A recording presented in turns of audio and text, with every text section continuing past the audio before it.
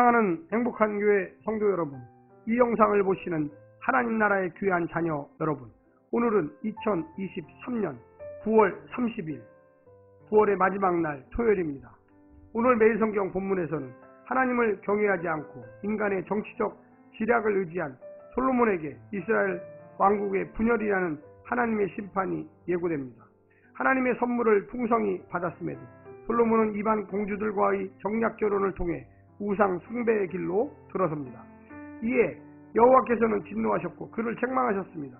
그럼에도 긍휼의 하나님은 다윗과의 언약을 따라 다윗 왕조를 완전히 멸하지는 않고 한 지파를 남겨두셨습니다. 오늘 본문을 나누어 보겠습니다. 열왕기상 11장 1절부터 8절, 하나님을 배반한 솔로몬, 9절부터 13절, 솔로몬에 대한 하나님의 심판 예고. 오늘 본문 열왕기상 11장 1절부터 13절 말씀을 듣고 다시 오겠습니다.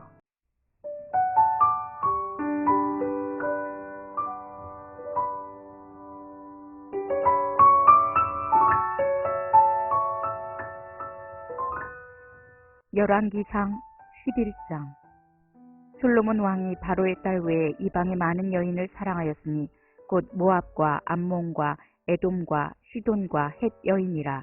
여호와께서 일찍이 이 여러 백성에 대하여 이스라엘 자손에게 말씀하시기를 너희는 그들과 서로 통혼하지 말며 그들도 너희와 서로 통혼하게 하지 말라. 그들이 반드시 너희의 마음을 돌려 그들의 신들을 따르게 하리라 하셨으나 솔로몬이 그들을 사랑하였더라. 왕은 후궁이 700명이요 첩이 300명이라. 그의 여인들이 왕의 마음을 돌아서게 하였더라. 솔로몬의 나이가 많을 때에 그의 여인들이 그의 마음을 돌려 다른 신들을 따르게 하였으므로 왕의 마음이 그의 아버지 다윗의 마음과 같지 아니하여 그의 하나님 여호와 앞에 온전하지 못하였으니 이는 시돈 사람의 여신 아스다롯을 따르고 암몬 사람의 가증한 밀곰을 따름이라. 솔로몬이 여호와의 눈앞에서 악을 행하여 그의 아버지 다윗이 여호와를 온전히 따름같이 따르지 아니하고 모압에 가증한 그모스를 위하여 예루살렘 앞 산에 산당을 지었고 또 암몬 자손에 가증한 몰록을 위하여 그와 같이 행하였으며 그가 또 그의 이방 여인들을 위하여 다 그와 같이 한지라. 그들이 자기의 신들에게 분향하며 제사하였더라. 솔로몬이 마음을 돌려 이스라엘의 하나님 여호와를 떠나므로 여호와께서 그에게 진노하시니라.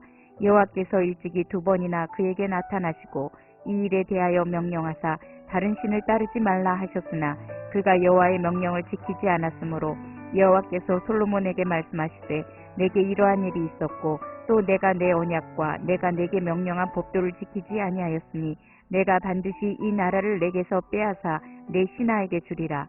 그러나 내 아버지 다윗을 위하여 내 세대에는 이 일을 행하지 아니하고 내 아들의 손에서 빼앗으려니와 오직 내가 이 나라를 다 빼앗지 아니하고 내 종 다윗과 내가 택한 예루살렘을 위하여 한 지파를 내 아들에게 주리라 하였더라.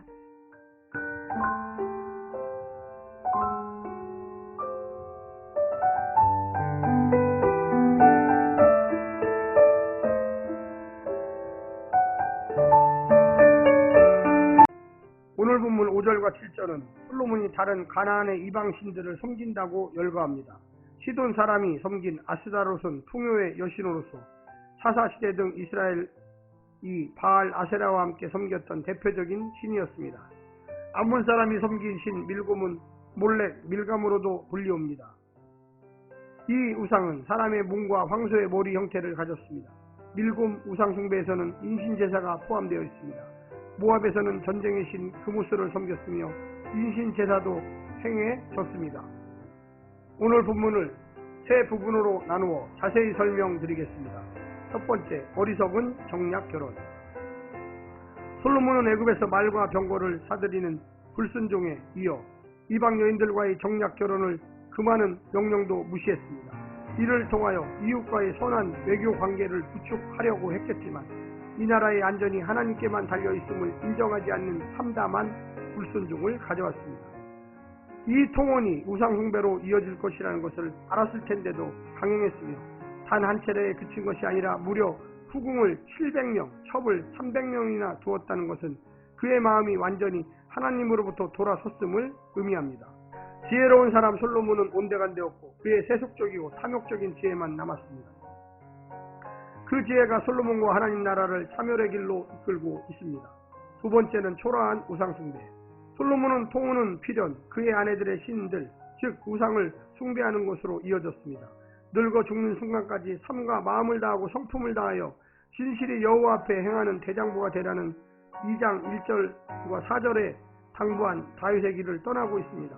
하나님의 마음에 드는 3장 10절 지혜로운 젊은이는 이제 없고 분별력과 절제력과 통제력을 잃은 채 여인들에게 놀아나 하나님의 도성 예루살렘을 잡다한 우상의 소굴로 만드는 초라한 노인만 남았습니다. 젊을 때의 곱고 강직한 신앙이 나이 들어도 마냥 그대로 있는 것은 아닙니다. 날마다 말씀 앞에 나를 세우고 자신을 쳐서 주께 복종시키는 삶이 있어야 은혜를 은혜로 여길 줄 아는 겸손하고 예민한 영적 감수성을 유지할 수가 있겠습니다. 마지막 세 번째는 심판 중에도 자비를. 하나님께서 겸손하고 낮은 솔로몬의 마음에 지혜를 선물로 부어주셨고 그 지혜로 여태 부와 명예와 정치적 평화를 누리게 하신 것을 까맣게 잊었습니다. 하나님을 경외하지 않고 하나님의 말씀을 망각한 그는 더 이상 지혜로운 사람은 아닙니다. 이방 여인들에게 마음을 빼앗긴 그는 더는 부와 명예와 영광을 누릴 자격이 없는 사람입니다. 그가 챙긴 무기도 그가 맺은 외교관계도 그가 쌓은 은금도 하나님의 말씀을 무시한 솔로몬을 지켜줄 수는 없습니다. 하나님은 이 나라를 빼앗아 신하에게 주겠다고 하십니다. 하지만 다윗의 신실함을 생각하여 이 일이 솔로몬 때는 일어나지 않을 것이라고 한 지파만 솔로몬 아들에게 줄 것이라고 명령하십니다. 엄중한 심판 중에도 자비를 잃지 않으십니다. 솔로몬 때는 일어나지 않을 것이라고 말하며 한 지파만은 솔로몬의 아들에게 줄 것이라고 이야기하고 있습니다. 엄중한 심판 중에도 자비를 잃지 않으셨습니다. 사랑하는 성도 여러분, 하나님의 은혜 가운데 철저히 순종하며 사는 것이 인생 최고의 축복입니다. 오늘 하루도 승리하십시오. 샬롬.